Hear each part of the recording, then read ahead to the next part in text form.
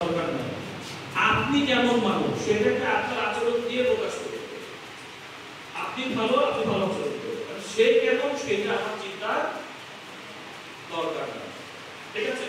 আচ্ছা, এরপরে আমরা এই শব্দগুলো নিয়ে কথা বলেছি, রাইট টার্মিনোলজি। কোন কোন শব্দ আমরা প্রতিবন্ধী ব্যক্তিদের ক্ষেত্রে ব্যবহার করব, কোনটা করব না, তাই না? এটা আমরা কালকে কথা বলেছি। যেমন আমরা বলেছি, আমরা গতকালকে কতগুলো ব্যঙ্গাত্মক কতগুলো নেতিবাচক শব্দ উচ্চারণ করেছিলাম, যেগুলো সমাজে কিছু স্টিগমা আছে, ভুল ধারণা।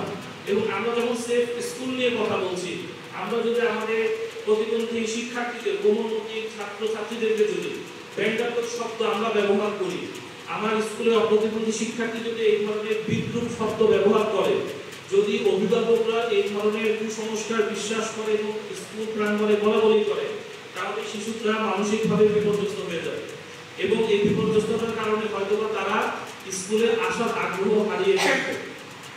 অনেক সময় দেখা যায় প্রতিবন্ধী শিশুদের স্কুলে এনরোলমেন্ট প্রথমে ভালো থাকে, কিন্তু আস্তে আস্তে সেই এনরোলমেন্ট কমতে থাকে, অনুপস্থিতি কমতে থাকে।